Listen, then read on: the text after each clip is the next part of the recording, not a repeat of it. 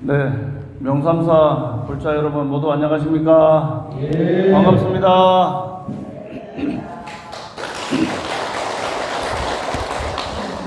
네, 6월달에 왔다 갔는데 왜 또 왔냐고 질문하신다면은 그냥 웃지요. 네. 뭐 가라면 가야 되고 와라면 와야 되는 것이 우리 스님들의 운명입니다. 종단에서 가서 갔다 오너라 하면 또 가야 되고. 그런데 너무 빨리 왔다고 미워하지는 않으시겠죠? 네. 네, 좋아요? 네, 구독, 좋아요 눌러주세요. 네, 구독, 좋아요 유튜브에 들어가면은 도선 스님이나 향고원 검색을 하시거나 다 쳐도 됩니다. 그러면 도선 스님, 향고원 도선 스님 그 유튜브가 뜹니다. 그러면은 거기에 노란 이모티콘이 뜨거든요. 그러면 거기다가 뭘 해야 됩니까? 제일 먼저 해야 될 일이 구독 꽉 눌러주시고 좋아요는 볼 때마다 눌러주시고 그리고 댓글에다가는 참 잘 들었어요 라고 댓글도 남겨주시면은 복 많이 받으실 겁니다 여러분. 네, 그러려면은 오늘 끝나고 나서 유튜브 꼭 한번 들어가 보세요. 네, 이렇게 저를 좋아해 주시니까 한 가지 시가 생각납니다. 한번 들어보실래요? 네. 청사는 나를 보고 말없이 살라하고 장공은 나를 보고 뒤없이 살라하네. 사랑도 벗어놓고 미움도 벗어놓고 물처럼 바람처럼 살다가 가라 하네. 나무아미타불 안녕입니다. 네, 잘했어요? 네, 이래봬도 내가 중학교 때 수석 합창 단원으로서 학교의 명예를 더높인 적이 조금 있었습니다. 네, 우리가 살다 보면은 참 이런저런 우여곡절도 많고 즐거운 일도 있고 슬픈 일도 있고 괴로운 일도 있고 그냥 지나가는 일들도 있습니다. 그래서 옛 조사들은 즐거운 것도 오래 가지 못하니 괴롭고 괴로운 것도 또 괴로우니 괴롭고 몸도 옛날보다는 무릎 고뱅이도 아프고 허리도 아프고 뭐 손보고 수리할 때도 많으니 괴롭고 또 가끔씩은 아들내미가 장가 안 간다고 자꾸 저를 버티고 있으니 괴롭고 딸내미도 나이가 40이 넘었는데도 아직도 배필이 없다고 절에 방 한쪽 구석에 박혀 있으니 괴롭고 이리저리 생각하는 내 자신이 괴롭다. 그래서 부처님은 육체적인 괴로움, 정신적인 괴로움, 또 주변의 환경에서 일어나는 괴로움 모든 것이 참 괴롭다. 즐거움도 오래 못 가니 괴롭다. 그래서 그것을 일체계고다 이렇게 생각을 하시고 삼법인에서 말씀하셨습니다. 그것이 바로 우리 몸이 가지고 있는 오온의 특성 때문에 그런 것이 많이 발생합니다. 그런데 그런 모든 것을 한마음 돌려서 그냥 흘러가고 변해가는 것이 인생이구나 라고 한 생각 돌리면 괴로운 것도 괴로운 것이 아니요 몸이 아픈 것도 그냥 그런가 보다 하고 받아들이면은 덜 괴롭고 안 괴롭습니다. 침 맞을 때 한의원이라든지 주사 이렇게 침 맞을 때 폭 찌르면은 어떤 간호원들은 콕 찌르면 아프잖아요. 그리고 또 이 혈관도 잘 못 찾아서 한 번 찌르고 아이고 미안해 하고 또 한 번 또 찌르고 아이고 미안해 한 3번 찌르면은 짜증이 납니까 안 납니까? 짜증이 납니다. 그런데 아예 포기를 해버리면 그래 마음껏 찔러봐라 하고 거기에 신경을 안 쓰고 그냥 탁 놔버리면은 그냥 찌르는 값도 하고 그냥 따끔 하는 생각도 안 들어요. 그래서 한 마음 돌리면 아무것도 아닌데 거기다가 마음을 쓰고 집중하고 왜 이런가 분석하고 따지고 하다 보면은 괴로움이 더 발생합니다. 조금 전에 제가 개송으로 한 겁니다. 어디 가서 노래 불렀다 하지 마이소. 개송으로 읊조린 그 개송이 뭡니까? 청사는 나를 보고 그거죠. 그거 누가 지었습니까? 나홍 선사가 지으셨죠. 나홍 선사가 어디서 태어나셨습니까? 아이고 잘하시네. 영덕이 낳은 세계적인 선생이 바로 나홍 화상이시죠. 여기 그 물 따라 산 따라 올라가다 보면은 영덕군 창수면 잘하시네. 또 갈천리, 갈천리에 나홍 화상의 유적지미 또 거기 사시던 마을도 있고 절도 장육사라고 있죠. 그래서 나홍 화상은 오늘 나홍 화상과 우리의 마음 자리에 대해서 한번 말씀을 드리고 싶습니다. 나홍 화상은 고려 말의 스님이신데 1320년에 태어나시고 보다 1357년에 돌아가셔서 한 57살 정도 이렇게 아직도 57살도 못 사셨네요. 20년 태어나고 50 뭐 나이 한 40 정도밖에 안 사셨나? 그렇게 이제 사신 분인데 나홍 화상이 20살 때 이렇게 태어나셔서 살다 보니까 친구가 어느 날 갑작스러운 사고로 죽었답니다.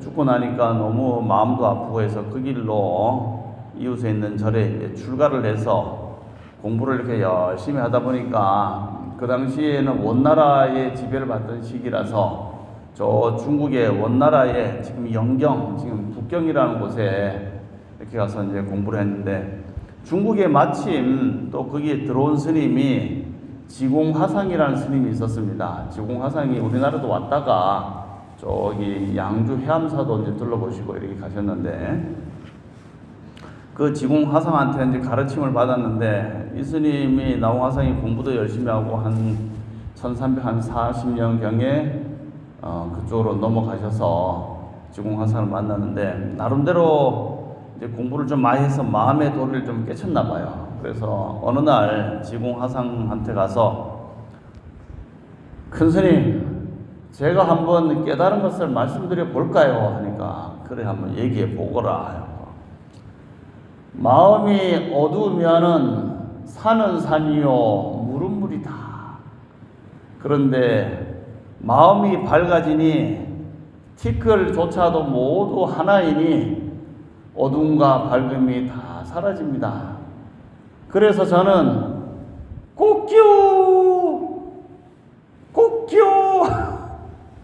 라고 합니다. 이러는 거예요. 그러니까 우리가 지금 아까 같이 분별심을 가지고 이거다 저거다 좋다 나쁘다 싫은 사람 좋은 사람 구별하니까 거기서 괴로움이 생기잖아요.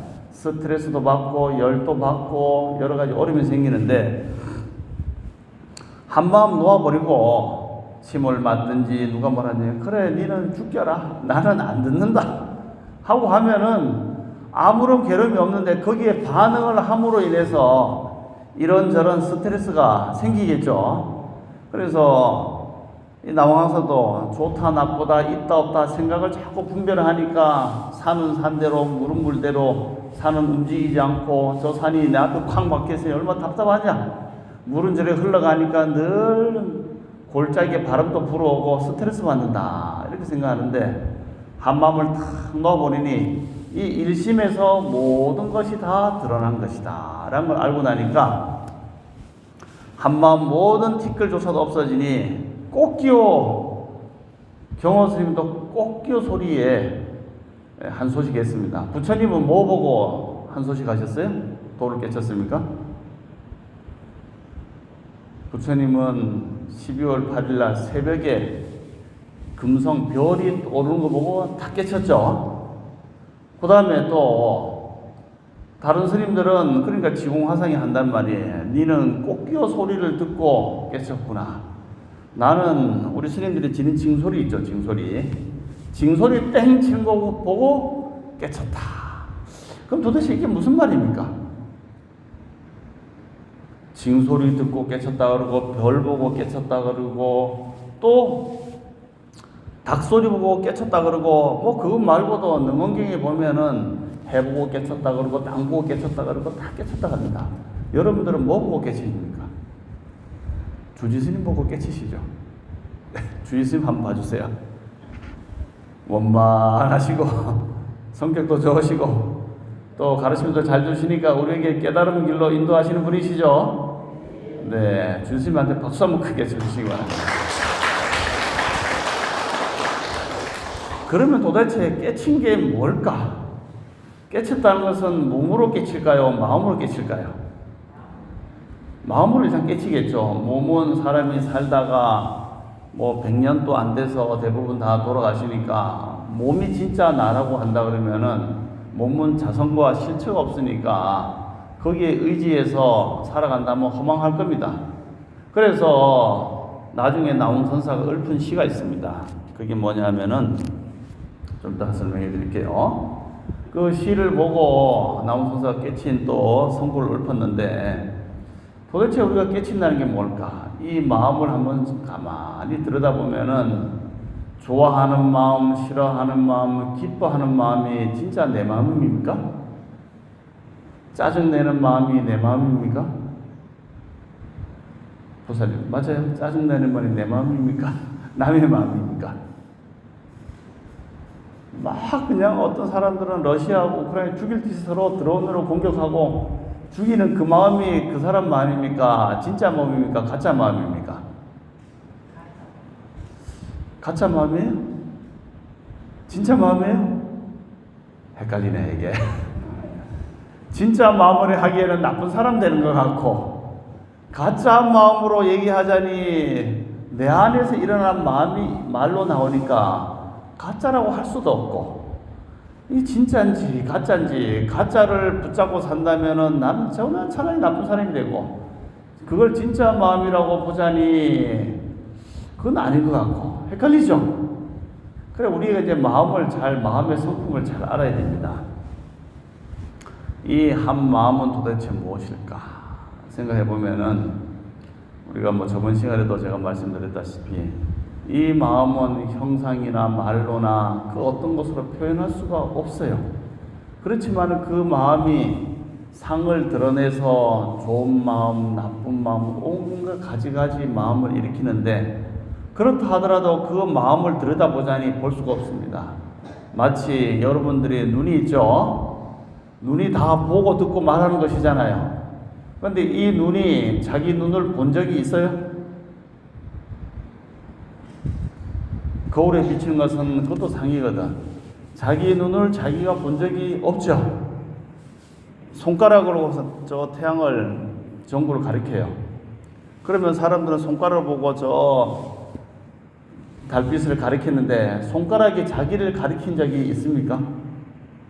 손가락은 남은 잘 가리키는데 자기 손가락을 자기가 가리킨 적은 있다 없다? 없잖아요. 자기 마음은 온갖 생각을 다 일으키고 말하고 듣고 짜증도 내고 하지만은 자기 마음을 자기 마음이 안 적이 있느냐? 다시 한번 할게요. 눈을 본 적이 있다 없다? 그렇지만은 밝게 빛나게 다 보잖아요. 귀는 온갖 소리를 듣지만 자기 소리를 들은 적이 없어요. 손가락은 온갖 모든 것을 가리키지만은 자기 손가락을 가리킨 적이 없다. 내 마음은 온갖 가지가지 생각을 다 일으키지만은 내 마음을 가지고 내 마음을 안 적은 없다. 그러면 내가 지금 이렇게 생각하는 이 마음은 뭡니까? 머릿속에서 일으킨 생각이에요. 머릿속에서 이게 내 마음이 아닐까라고 생각을 일으킨 생각을 자기가 생각한다니까. 맞죠?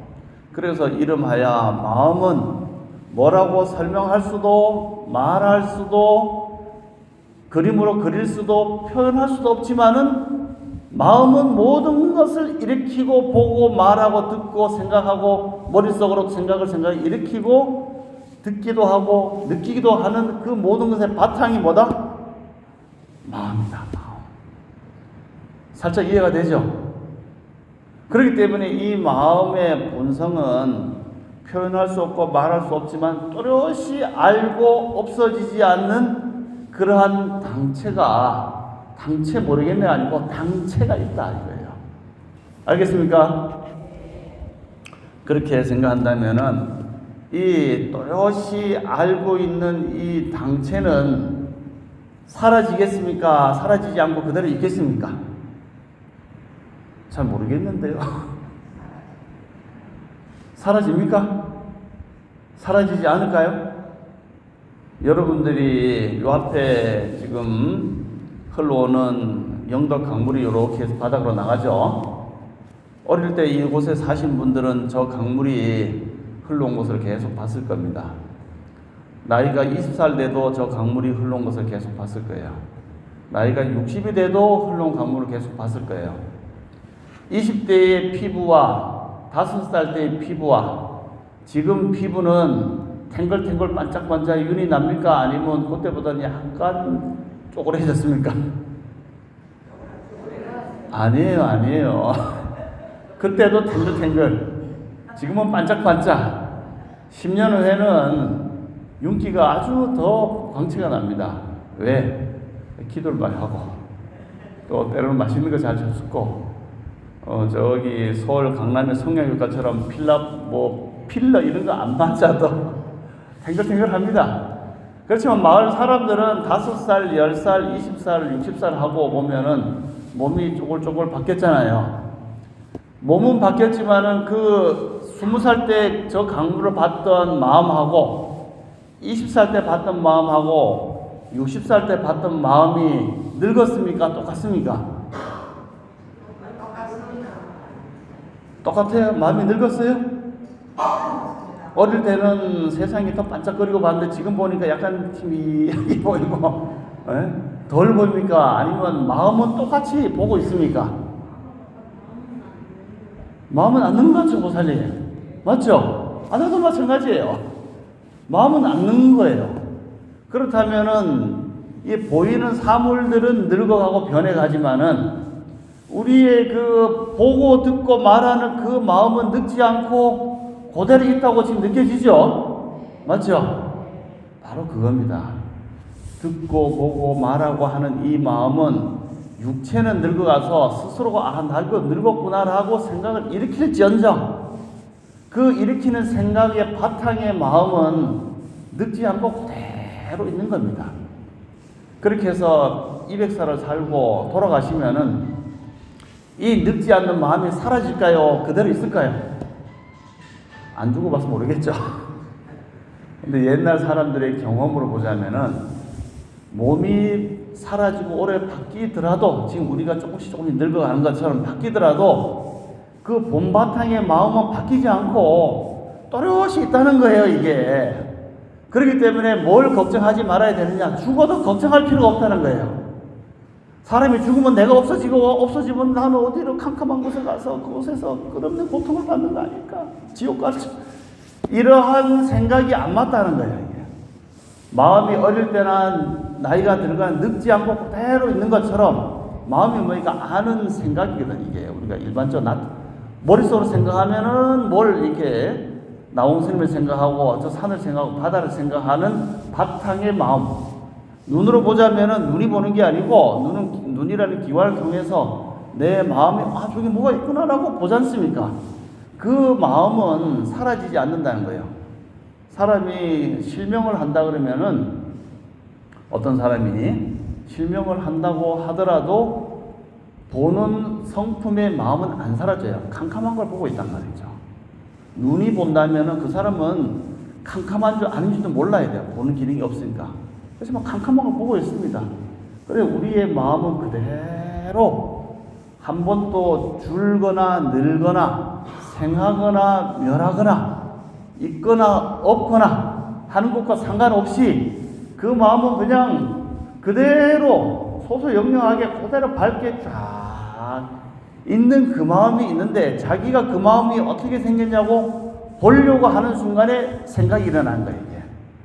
그래서 능원객에서는 광명성이 이 마음은 스스로 빛나고 있으니까 또렷이 하는 이 마음 광명성이 그대로 빛나고 있는 것 자체가 내 마음인 줄 알면 되는데 광명성이 오히려 내 마음이 무엇인가라고 보려고 하는 마음을 일으킬 때 보려고 하는 마음과 이것이 마음이구나 하는 생각을 일으키면은 허망한 생각과 대상이 생겨갖고 요런저런 생각을 자기 마음으로 착각하면서부터 미혹이 생겨난다 이런 말씀을 하셨어요.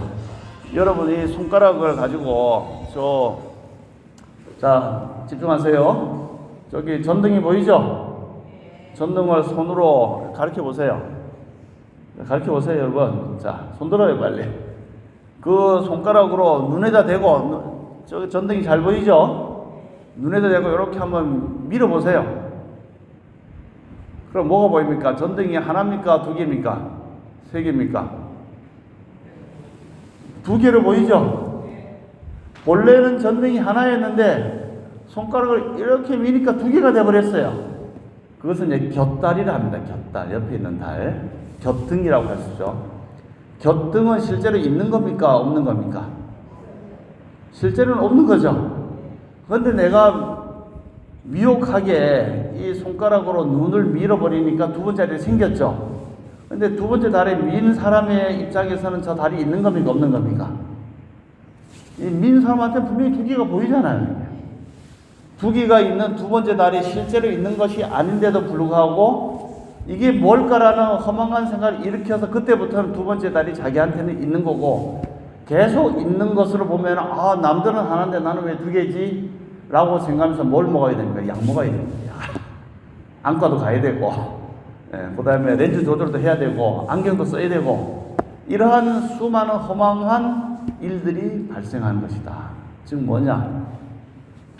우리의 이렇게 생각하고 말하는 그 바탕에 청정한 우리의 본 바탕에 마음이 있다는 것을 여러분들 의심하지 말고 그런 마음이 바탕이 되어서 있는데 거기서 허망한 생각들을 이렇게 반영된 마음 이런 잡생각을 일으켜서 그 잡생각을 자기의 마음이구나라고 착각하면서 그때부터 업이 시작돼요.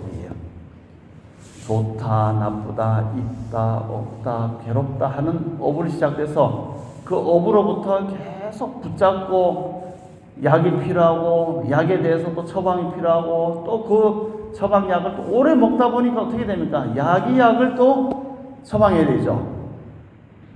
위염이 있는 사람이 계속 병원에 가면은 위장약 먹으러 하잖아요. 갤푸스 먹고 뭐 먹고. 그래서 어느 정도 남은 약을 끊어야 됩니까? 계속 먹어야 됩니까? 약을 끊어야 돼요, 그죠? 약이 좋다고 계속 약만 먹으면 어떻게 돼요? 그 약이 속이 쓰려서 또 그 약을, 다른 약을 먹어야 된다니까. 그런 것처럼 우리가 84,000 대장경에 나오는 말이 중생이 이렇게 해갖고 두 번째 달을 보고 있으니까 부처님이 거기에 대한 해당되는 약방을 쳐주신 거예요. 집착을 너무 하니까 집착을 끊어라, 열반하고 해탈해라, 또 이렇게 하고 나쁜 생각하니까 공덕을 쌓고 좋은 생각해라. 이렇게 수만 가지 방편들을 다 베풀어서 84,000 법문이 나왔는데 내가 한 마음이 스스로 밝고 깨끗한 줄 알았다면은 그 마음을 탁 던져버려야겠죠. 그러면 그 순간 뭐가 됩니까? 본래의 나의 깨끗한 마음이 그대로 드러난 것이다. 그런데 중생이 이런 이치를 잘 모르니까 부처님께서는 약방문을 펼쳐놓은 겁니다. 그게 뭐냐? 우리가 알고 있는 84,000대장경에 복도 짓고 덕도 쌓고 기도도 하고 이 세상에 이렇게 착각된 생각을 가지고 있는 사람들이 워낙 많으니까 그 세상 속으로 등장해서 그 속에서 그런 사람들의 어려움을 구제해 주기 위해서 나타난 분들이 있어요. 그분들이 뭐냐? 바로 보살님들입니다. 관세음보살, 문수보살 이런 보살님들이 괴롭습니다. 우리 아들이 지금 장가를 갑니다 하면 그 보살님한테 가서 관세음보살님 우리 아들을 좀 좋은 배필 좀 만들어 주이소 하면은 그래 나는 이 시스템을 잘 알았으니까 네가 이렇게 소원을 하니 네한테 그런 것이 이루어지도록 요거 만들어서 요렇게 맺어서 잘되게 인연을 맺어주는 그런 일들을 하는 분이 누구냐? 바로 관세음보살입니다. 볼 수 있겠죠? 그래서 이제 인도에서는 뭐냐면은 힘써서 자기가 힘을 써서 열심히 하는 것을 뭐라면 요가를 합니다. 요가. 우리 뭐 도시에 가보면은 뭐 필라테스 요가 이런 게 있죠. 자세를 이렇게 잡아갖고 몸의 균형을 잡고 하는 것은, 그런 요가는 마음을 힘써서 깊이 들어가기 위해서 필요한 동작들을 연습하는 기초적인 작업이에요. 근데 실제로 요가는 뭐냐 하면은 이 어떤 대상과 깊이 하나가 돼서 힘을 써서 하나가 돼서 그 경지에 들어가는 것이 요가인데, 이 요가에는 세 가지가 있다고 합니다. 첫 번째는 뭐냐면은 그 까르마 요가, 내가 좋은 업을 열심히 짓는 행위의 요가. 두 번째는 쯔냐냐 요가, 우리가 반야라죠. 통찰해서 보는 요가. 세 번째는 뭐냐면은 박티 요가가 있어요. 박티는 뭐냐면은 창조주나 또는 어떤 큰 덕이 있는 천신이나 우리 같은 이제 보살님이죠. 보살님한테 열심히 공을 들이고 불공을 올리고 거기에 따라서 헌신적인 기도를 하고 수행을 열심히 하면은 거기에 해당되는 천신이나 보살이 그 소원을 듣고 가서 해결해주는 그런 요가. 그런데 우리는 제일 많이 막 하는 게 뭐예요? 통찰해서 이 마음이 본래 청정한 본 마음이구나 이렇게 생각하는 것보다는 다들 앉아서 뭐 합니까? 박티 요가를 하고 있죠. 부처님한테 비는 거. 부처님 이것 좀 해주이소. 이것 좀 들어주이소. 내 몸이 아프니까 해결해 주소. 이게 뭐 나쁘다는 게 아니고 그런 것이 일반 이제 신앙생활 하는 데는 이제 필요한 얘기입니다. 그래서 우리도 부처님한테 불공 드린 게 뭡니까? 일종의 박티복을 하고 있는 거예요. 부처님한테 불공, 공물을 가지고 와서 재물을 가지고 와서 부처님 전에 올리고 이런 소원이 이루어 주십시오 하고 불공을 드리면은 그 불공을 받았던 천신이나 신장님이나 부처님이 공양물을 받고 이 사람이 원하는 것을 이루어주는 그러한 불공, 아니면은 이름을 열심히 불러서 그분의 마음을 움직여서 일이 도와주도록 해주는 그런 수행을 하고 있는 거죠. 그렇기 때문에 그 공부에는 세 가지가 있다는 거예요. 인도에서도 그렇게 합니다. 업을 청정하게 하는 박티 수행, 그 까르마 수행. 두 번째는 아까 같이 이 마음의 본성을 살피는 쯔냐냐 수행. 세 번째는 박티 수행. 이것을 해야 됩니다. 오늘 말씀드리는 이 나홍선사는 우리가 공덕도 많이 짓고 하는 것도 좋지만은 이 마음의 본성품을 한번 돌이켜보자 라는 가르침을 우리에게 주십니다. 나홍스님이 중국에 가셨다가 이제 공민왕으로부터 요청을 받고 이제 다시 고려로 돌아옵니다. 고려로 돌아와서 저 황해도에 그 신광사라는 절에서 수행을 하고 있는데, 그때 저 북쪽에 황건적이 쳐들어왔어요. 그런데 황건적 들으니까 무례한 그런 도적대니까 보통 사람을 엄청 많이 죽이게 하는데, 신광사에 탁 앉아서 있으니 다들 이 도적들이 들어오니까 피난을 가야 되잖아요. 그런데 이 스님은 안 가고 탁 앉아서 공부를 하고 딱 있으니까 황건적들이 그야말로 빛이 나고 하니까 그 스님을 해하지 않고 그냥 돌아갔다고 합니다. 그리고 나서 회암사에 이렇게 머물러 계시면서 수행을 하는데 그 나홍스님 밑에 여동생이 한 명이 있었나 봐요. 여동생이 있는데 이 스님이 이제 당대에 왕사로도 봉해주고 하니까 이름이 떨쳐지고 많은 사람들이 오니 여동생이 절에 일종의 뭐 공양주로 와서 공양주로서 뭐 여러 가지 일을 하면서 있는데, 그래서 이제 아무리 동생이지만은 야, 니도 연불도 하고 관세음보살 기도도 좀 해라. 너무 밥 짓는 것은 공덕은 될런지 몰라도 네 마음의 참 성품을 깨치는 데는 부족하지 않느냐. 그러니까 알았어요 오빠 하고 이렇게 대답만 하고 도대체 기도 공부를 안 하는 거예요. 절에서 뭐 불사는 열심히 해. 청소도 하고 스님 밥도 지어드리고 그렇게 얘기를 하는 겁니다. 그래서 어느 날 나홍 스님이 밥상을 딱 이제 차려왔는데 보통 이제 동생하고 뭐 같이 먹었나 봐요. 그런데 동생한테 뭐 심부름 시켜놓고 자기 혼자서 밥을 다 비운 거예요. 동생이 심부름하고 돌아오니까 자기 밥까지 싹 먹어버리고 아무것도 없는 겁니다.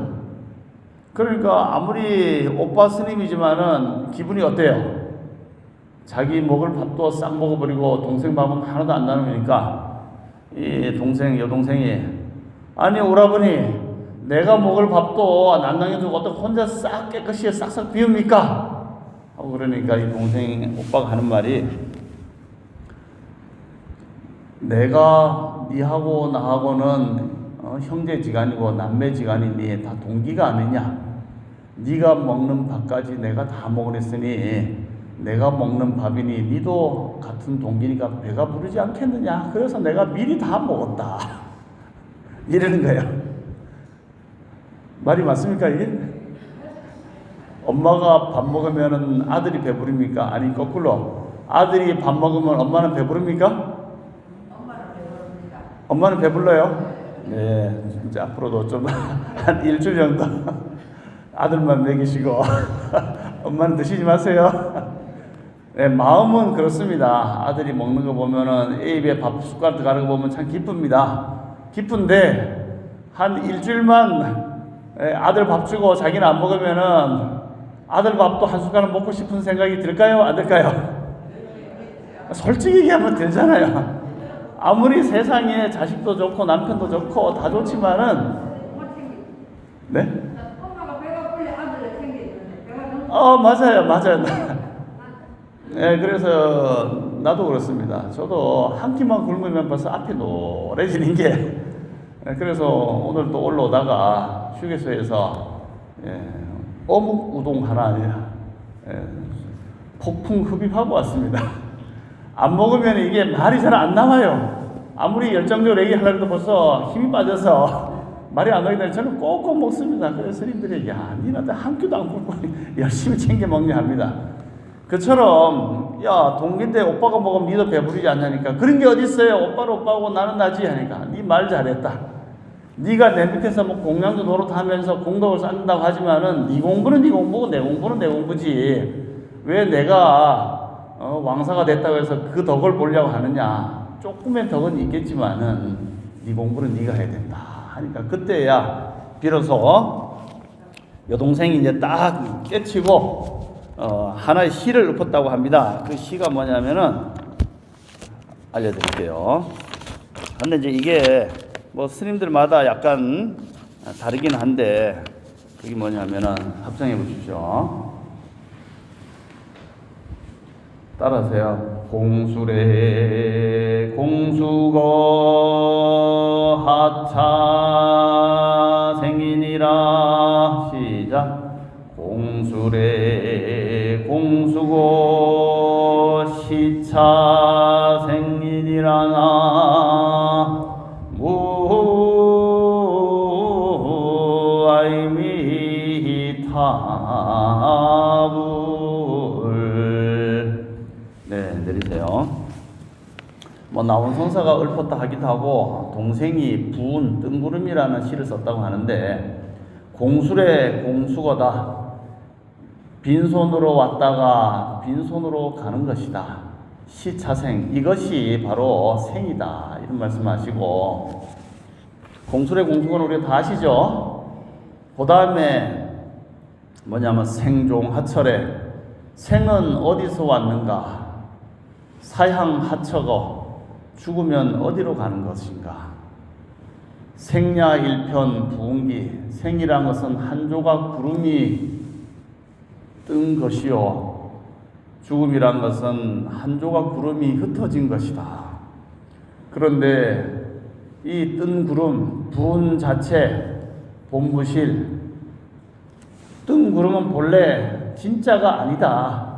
왔다가 갔다 있다가 없다가 사라지고 어제는 맑았는데 오늘 좀 구름이 잔뜩 꼈죠. 그런데 이게 또 언제 흩어져서 맑은 날 될지 모릅니다. 뜬 구름은 본래 실제로 있는 것이 아니니 실다운 것이 아니니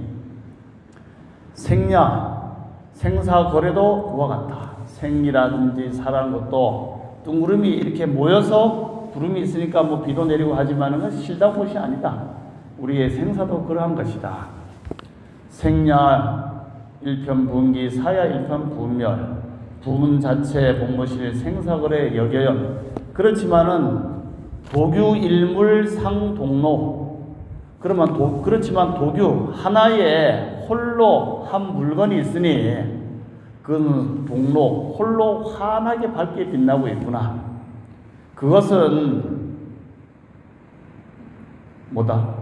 생사에 걸림이 없다. 도규일물상동로 다면불수어 생사. 늘 고요하고 깊은 물을 보면은 움직임이 없잖아요. 시퍼런 물을 보면 다면 아주 깊은 물이는 다면에서 그런 생사에 흔들리지 않는다.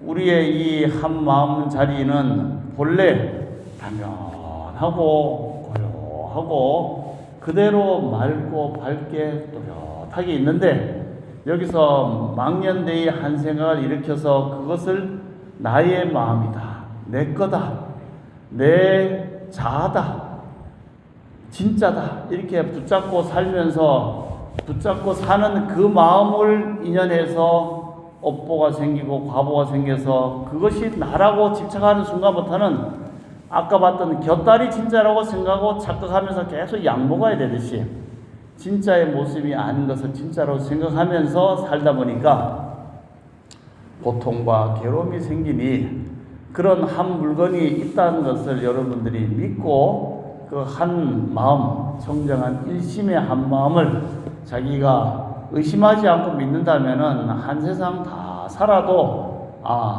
내가 살다가 죽으면은 나는 어디로 가나? 사라지는 건가? 어디 캄캄한 데로 가나? 이런 생각을 할 필요가 없는 거예요. 그 한 마음은 늘 고요하게 또렷이 아는, 지금도 이 듣고 있는 마음이 있죠. 듣고 있으면서 듣고 있는 마음을 반주하는 마음이 있잖아요. 또렷이 있는 그 마음은 사라지거나 늙거나 줄거나 생하거나 없어지는 것이 아니 그대로 있는 그 마음을 또렷이 안다면은 무유공포입니다. 반야신경에 나오는 것처럼 공포가 없어요. 우리가 잘 모르니까 내가 멸해지는 건가 아니면 나쁜 곳으로 가는 것인가 라는 생각을 일으키면서 공포가 생겨나는데 그런 생각이 바탕이 든든하면은 주머니에 당장 돈이 한 5만 원이 없어서 어묵 우동 못 사 먹어도 집안에 한 20억이 있다 그러면은 배가 뭐 좀 고파도 안 고프잖아요. 가면 있으니까 뭐가 걱정이냐. 그런데 주머니에 10만 원이 있는데 집에 가면 아무것도 없어. 그럼 이거 사 먹어야 되나 말아야 되나 걱정이 되잖아요. 그래서 법화경 신해품에 보면은 장자, 궁자의 비유가 나옵니다. 아버지는 장자고 요즘 얘기하자면은 오랜 보피같이 엄청난 부자고 아들은 자기 집안의 아들이고 인데도 불구하고 그 아들이 진짜 장자의 아들인지 모르고 거렁뱅이 생활하는 다니면서 하루 한 푼 줍쇼, 두 푼 줍쇼 하고 하루 일당 알바해서 먹으면서도 그것을 좋다고 따블로 주니까 좋다고 다니는 거지 아들이 자기가 본래 가지는 그 법보장이 있는 줄도 모르고 살아가고 있잖아요. 법화경에 그런 것이 수없이 나옵니다. 보배 구슬을 친구 옷에다가 술 취한 친구한테 넣어줬는데 술 취한 아들은 보배 구슬이 있는 줄도 모르고 계속 거렁뱅이 생활하면서 구걸하고 다니잖아요. 우리가 본래 청량한 본 마음이 또렷이 있어서 가고 오고 몸이 바뀌고 하더라도 그대로 뚜렷하게 있는 이 아는 한 마음이 있으니 그것이 바로 보배고 장자고 여유주고 보배인데도 불구하고 그것을 모르기 때문에 두려워하고 생사에 겁내하고 어려워하고 되겠나고 의심하고 기도하면 될까라고 걱정하고 할 필요가 하나도 없다는 거예요. 그렇지만은 이제까지 수없이 살아오면서 가졌던 그런 망신과 또 졸렬한 마음이 오랫동안 그 일어난 반연된 가짜 마음을 내 마음으로 붙잡고 살다 보니까 그로 인해서 마음이 옹졸해진 거예요. 마음이 아주 없는 사람이 가지고 있는 비루함이 우리한테 생겨서 그것을 가지고 어떻게 가서 좋은 데 가서 빌고 하면 뭐가 생기나 하지만은 탁 한 마음 돌려서 그 마음이 나의 진짜 진심의 마음이구나 라고 안다면은 두려워할 게 있습니까 없습니까 여러분? 그 마음을 아는 것이 바로 나홍 선사가 깨치신 바로 마음의 본체다. 아시겠죠? 그래서 바탕에는 그런 마음이 있다는 걸 알지만은 또 우리가 일으킨 마음이 이렇게 여러 가지 현상으로 나타나고 육도의 중생으로 갈라지니까 우리는 그 마음을 좀 더 향상된 마음으로 써 나가야 되겠죠? 써 나가서 좋은 공덕을 또 장엄하는 것이 누구냐? 불보살님이 국토를 장엄하는 겁니다. 한 마음이 그대로 바탕이지만은 잘 장엄해서 이 중생 세계 속에서 멋지게, 훌륭하게, 아름답게, 편안하게 공부할 수 있는 환경과 분위기를 만들어 가고자 하는 분들이 나타납니다. 그게 바로 관세음보살이고 아미타 부처님이고 지장보살님이고 이런 분들이 세계 속에 탁 뛰어들어가고 새로운 세계로 구현하는데 앞장서는 것이고 그 사람들이 가졌던 망심을 없애주는데 힘쓰는 분들이기 때문에 우리가 그런 분들한테 귀의 하고 또 공부하고 또 공덕을 쌓고 하셔야겠죠. 그래서 관세음보살님은 중생세계에 뛰어들어서 우리가 가진 그러한 모든 업장을 없애주기 위해서 늘 하니까 예배를 올리고 불공을 올리고 또 지금같이 한 달 기도되면은 관세음보살을 열심히 불러야 됩니다. 불러서 한 마음에 가지고 있는 이제까지 현상으로 나타난 때국물들을 자꾸 씻어내야 되고 그렇지만은 열심히 해도 했다는 생각이 없는 마음으로 돌아왔을 때는 본래의 마음자리에 기합이 됩니다. 그래서 이대 큰 스님께서도 우리가 뭐 보시를 하잖아요. 말하자면은 절에다가 새로 신축 불사를 할 때 보면은 시주책에다가 이름을 적죠. 강남구 어디에 사는 홍길동, 갑자생, 공땡, 무신생 뭐 누구누구 해서 이름을 다 적어서 시주책을 만들어서 나중에 공덕비에다가 이름을 다 붙이잖아요. 공덕비. 그러면은 참 후세 사람들도 그걸 보고 아 나도 저렇게 공덕을 지어야 되겠구나 라는 마음도 교훈적인 일이 됩니다.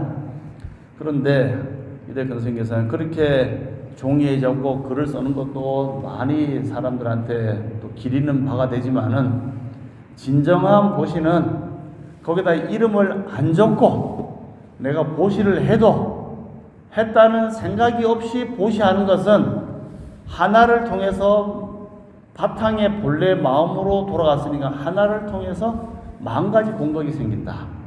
그런데 이름을 적게 되면은 적은 만큼 곱하기 100, 1000, 만 정도의 보시의 결과가 생기니까 한량이 있다는 거예요.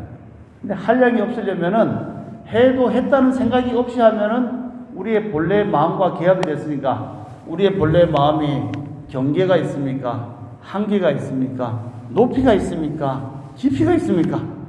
뭐든지 생각하고 뭐든지 말하고 뭐든지 듣고 할 수 있는 그러한 마음자리가 우리가 우리 마음자리잖아요. 그렇기 때문에 자기 마음을 고요히 돌이켜봐서 삼매에 든다는 것은 이 어지러운 생각들이 막 일어나는 것을 좀 깔아앉혀야 되겠죠. 깔아앉히는 것이 삼매에 드는 것이고 또 그 깔아앉히지 않으니까 관세음보살이 명호를 불러서 그것을 강제로 좀 없애는 그런 과정이 필요한 건데 그렇게 열심히 하면은 나중에는 일어난 모든 생각의 바탕체를 내가 탁 캐치하면은 견성을 하고 성품을 보고 바로 그런 자리에 들어간다면은 바탕은 그대로요 여여한 것이고 이것이 일어나서 나타나면은 수많은 현상세계가 나타나는데 이왕 현상세계에 국토를 장엄하면은 나쁘고 탁하고 악하게 할 것이 아니라 좋고 멋지고 사람들이 행복하게 할 수 있는 그렇게 장엄하는 게 좋겠죠. 그것이 무엇이냐? 네, 참 잘 쳤어요. 그게 뭐냐? 바로 육바람을 행하는 것이다. 보시하고 지기하고 선정, 정진, 지혜, 인욕 이런 것을 닦아가는 것이 바로 부처님도 그다음에 보살님도 육바라밀을 열심히 해서 국토를 아름답게 점검해서 중생이 한 생각을 일으키더라도 일으킨 생각이 좋은 곳에 놔둘 수 있게 하는 것이 바로 우리 세상에 보이는 바로 국토다. 나홍스님은 말년에 이와 같은 발언문을 세우셨습니다. 우리가 예불 볼 때 보면 행선축원이 있죠. 행선축원에 보면은 뭐라고 했냐? 원하 세세 생생처 상어반야 불태전 여피본사 용맹지 여피사나 대각과 쭉 했는데 한 번씩 읽어보고 마치도록 하겠습니다. 원하 세세 생생처 원컨대 세세 다음 세상에 또 다음 세상에 생생 태어나는 곳마다 상어 반야 불태전 항상 반야의 지혜 이와 같이 본래 본바탕의 마음에 묘용과 체는 한량 없고 무궁하고 그대로 또 고요한 이 마음자리 반야의 자리에서 물러나지 않도록 하여 주시옵고 옆이 본사 용맹지 저 본사 나홍스님의 본사가 누굽니까? 멀리 가면 석가모니 부처님이시죠. 나의 본사이신 석가모니 부처님께서 용맹의 수행을 통해서 깨달음을 얻으셨잖아요. 그래서 우리가 일반적으로 석가모니 부처님이 계시는 도량을 대웅전이라 하죠. 대웅, 대력, 대자비 아주 용맹스럽게 수행하셔서 깨치셨다 해서 저 나의 스승이신 석가모니 부처님의 용맹한 깨달음을 가피를 받도록 하여 주시고 옆이 사나 대각과 옆이는 또 가피를 받도록 해야 주시옵소서. 저 사나 노사나 부처님 즉 노사나 부처님은 마음의 당체 그 자체가 일어난 모든 현상을 법신이라는데 이 세상에 출현하셔서 열심히 수행을 하고 공덕을 닦아서 최초로 공덕행으로서의 부처를 이룬 분이 노사나 부처님이거든요. 그래서 노사나 부처님의 대각과 큰 깨달음 얻은 과보를 나도 얻도록 하여 주시고 옆이 문수대지에 문수보살님은 과거로부터의 지혜를 열심히 닦아서 반야지혜를 통찰하신 분이니 저 문수보살님의 대지혜를 얻도록 하여 주시옵고 옆이 보현광댕 보현보살은 방 안에서만 지혜를 닦을 것이 아니고 세상 속에 나가서 사람들에게 포교를 해서 이 사람들이 깨달음을 얻도록 하는 그런 보현행을 깨닫게 해주시고 옆이 지장무변신 지장보살님은 특히나 지옥 중생들이 괴로하니 그 온갖 몸을 놔두어서 중생을 제도하는 그 가피력을 받도록 하여 주셨고 옆이 관음삼위응 관세음보살님이 32가지의 몸으로 응신해서 나타나서 중생을 제도하니 가피를 받도록 하여 주셨고 시방세계 무불현 시방세계의 동서남북 또 과거 현재 미래에 모두 다 아니 나타난 것이 없어서 나타나서 내가 보령 중생 임무의 모든 중생으로 하여금 무의 열반의 세상 깨달음의 세상으로 갈 수 있도록 하여 주셨고 문화 명자 면삼도 내 이름을 듣는 사람은 모두 다 삼도를 면하게 하여 주시옵소서. 제바달다 이름 들으면 어떻습니까? 기분이 안 좋죠? 나쁜 놈이잖아요. 그 부처님을 그렇지만은 대조사님 하면은 마음에 환희심이 나잖아요. 박상수 제가 송명이 박상수입니다. 박상수 도선스님 하면 사람들이 어떻게 생각할까? 이 구절을 들으면은 생각이 많이 듭니다. 사실은 내 이름으로 다른 사람이 불렀을 때 어떤 이미지가 생길까? 근데 이 나홍스님은 내 이름을 듣는 사람은 삼도 지옥 악의 축생을 면하게끔 이 공덕이 쌓이기를 원한다는 거예요. 이게 참 대단한 일입니다. 또 견아 형자 득해탈 내 모습을 보는 이는 다 해탈이 되도록 하여 주시옵소서. 부처님이나 큰 스님 용암만 한번 보기만 해도 마음에 환희심이 생기잖아요. 그런데 동네에 빛바도로 사람 보면 짜증이 나잖아요. 그래서 같은 얼굴을 보더라도 참 자꾸 보고 싶은 민혜경이가 보고 싶은 얼굴이라는 노래를 불렀나. 그렇게 보고 싶은 그런 사람이 되어야 되겠다. 여시교화 항사가 이와 같이 교화를 해서 항하석업 수많은 세월 동안 교실에서 교화를 해서 필경 무불 국중생, 필경에는 무불 부처님도 중생도 다 사라지는, 중생과 부처가 어디 있습니까? 본래 한 마음자리인데 중생이 그 한 마음자리의 본체가 맑고 투명하고 모든 것을 일으키는 그 당체가 이 땅에서 당체 몰라요. 사람들이 당체를 알면은 부처요, 당체를 모르고 망연한 두 번째 달을 일으키듯이 생각을 일으키면은 그때부터 중생이라. 그래서 본 바탕에서는 중생과 부처가 따로 있는 게 아니에요, 여러분. 한 생각을 본체로 돌이키면은 부처요, 망상을 일으키면은 중생이다. 바다가 본래 바다를 알면은 바다인데 바다라고 이름할 것도 없어요. 그런데 바다가 망연히 생각을 일으키듯이 파도가, 마음의 파도가 치면은 포말이 생기잖아요. 그러면 포말과 바다로 나눠지잖아요. 그렇지만 포말도 결국은 바다잖아요. 중생과 부처가 본래 둘이 아니다, 본체로 보자면은. 그래서 필경무불 급중생, 시외 대중 각보기, 그리고 이 몸을 깨닫게 해주시는 대중들은 다 절을 해야 됩니다. 누구한테? 나를 낳아주시고 길러주시는 선망 부모, 우리의 조상님들이 다 왕생극락을 할 수 있도록 해야 된다. 왜 그러냐면은 이 티벳이라든가 인도에서는 사람이 이렇게 살다가 깨달음을 얻어서 본래의 마음자리에 들어가면 해탈을 해버렸는데, 해탈 못하고 이 망심을 가지고 죽게 되지 않습니까? 그러면 사람이 평생 살면서 아까 밥 얘기 나왔는데 한 끼라도 안 먹으면은 어떻게 돼요? 배가 쫄쫄 고프잖아요. 죽은 영가님들도, 또 저기 금강에 모셔져 있는 신중님들도 다 요거 드셔야 돼요. 이거.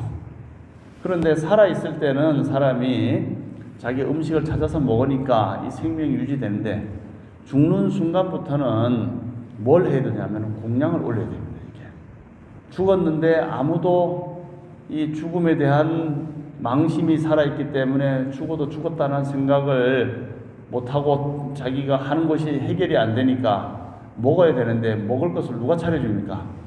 후손이 차려줘야 되잖아요. 그래서 후손이 차려주면서 차려주는 밥을 먹어서 요렇게 하나 둘 나의 아버지 하고 5대를 올라가면은 그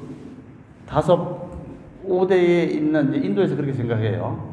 5대의 조상들은 다 먹는 것이 부족하잖아요. 살아있을 때 먹었는데 돌아가신 프레타, 소위 영가 귀신이 되면은 먹는 것이 공급을 누가 해줘야 되느냐? 후대의 후손들이 해줘야 됩니다. 안 해주면 어떻게 되느냐? 잘 들어보세요. 인도에서 이렇게 한 것이 우리 이제 중국, 한국으로 넘어왔어요. 돌아가시는 아버지의 아버지, 여기서 후손이 제사 음식을 챙기면은 그것이 아버지한테 갑니다. 또 그것이 할아버지한테 가고, 그 다음 할아버지한테 가고 계속 올라가요. 그래서 이제 5대를 이렇게 쓰면은 거기서 잘 드시고 걸림이 없으면 요거는 해탈이 돼서 하늘나라 아주 진리 세계로 소위 이제 범으로 브라마로 넘어가는데, 제사를 안 지내게 되면 어떻게 됩니까? 아버지가 드신 나머지가 할아버지한테 가야 되는데 보급품이 차단이 되잖아요. 그러면 어떻게 됩니까? 이 프레타는 악이에요. 배고픈 귀신. 그렇기 때문에 우리 뭐 정례식장 되면은 아침도 상식이라 해서 차려드리잖아요. 3일 동안 하고, 그 다음에 49제까지 계속 뭐 맛있는 거 차려드리는 것이, 그런 기간 내에 차려드려서 배고픈 것을 면하고 천상을 올라가서 1년에 기제사 지내드리고 백중 지내드리고, 이렇게 하면은 5대에 있는 조상들이 밥을 잘 드시고 저 진리 세계로 가버리고 나면은 나도 나중에 후손들이 제사를 차려주면 탕탕탕탕 올라가서 뿅 넘어가는데, 제사를 안 지내게 되면 어떻게 됩니까? 나의 할아버지도 굶고, 그 다음에 할아버지도 굶고 위에 올려가려고 대기하는 할아버지까지 다 무너져서 악의 세상으로 다 빠진다는 거예요. 그렇기 때문에 조상 제사를 잘 지내는 분들은 후손이 그 기운을 받아서 뭐든지 잘 되게 되고, 제사를 안 지내게 되면 위에 있는 선망 조상들이 배고파서 귀신 세상에 돌고 있으니까 기가 서로 안 맞으니까 괴로움을 빠진다 라는 것이 인도, 중국, 한국까지 내려오고 있는 겁니다. 그래서 조상님들을 잘 올리는 선망 부모 왕극락하고 제를 지내주고 또 현존 사친수에 어쨌든 나를 낳아주신 부모 형제들이 다 오래오래 사시고 산문 숙정 절비호 사찰에는 늘 괴로움과 고통이 없이 편안하게 되기를 발언하고 산해 재앙 영설면 산해에 여러 가지 재앙이 없어야 된다. 절에 사건 사고 생기면 안 되겠죠. 그래서 구인사는 사건 사고가 안 생기게끔 하기 위해서 정월 초하루, 2월 초하루에 구인사 산문을 통제하잖아요. 그러니까 그 한 여행사 기자가 1월 1일 날에 왔다가 남자는 되고 여자는 안 됩니다 하니까 국가인권위원회에다가 고소를 했어요. 그래갖고 나중에 인권위에서 남녀 평등을 하시오 하니까 그러면 둘 다 들어오지 말아라 해서 지금은 이제 1시 전에 12시 전에는 남녀 다 못 들어가요. 그게 뭐냐면은 산의 재앙을 막기 위해서요. 옛날 뭐 그 얘기 길어지는데 소백산신하고의 뭐 스토리가 있습니다. 그 다음에 토지 천룡 호산보, 토지와 산신들이 다 산보를 보호해 주시고 산신국사 보정사, 옛날에 다 산에 있잖아요. 산신들이 다 항상 상스럽게 도와주시고 뭐 이런 내용들을 올린 것이 나홍 스님의 발언입니다. 그래서 오늘 영덕에서 낳은 참 우리 조상이신 나홍 스님의 이야기와 더불어서 마음을 좀 현상 세계, 나투어진 세계에서는 좀 마음을 비우고 놓고 집착을 좀 버리고 고요한 마음자리로 가고 또 생각을 일으키면은 염불을 하고 기도를 하고 공덕을 닦고 행동으로는 보시하고 참고 하면서 한다 그러면은 조금 더 가까이 부처님의 진리에 기합이 되고 또 살아생전에는 좋은 공덕이 쌓여서 어림없이 장애가 없이 살아갈 수 있으리라 생각됩니다.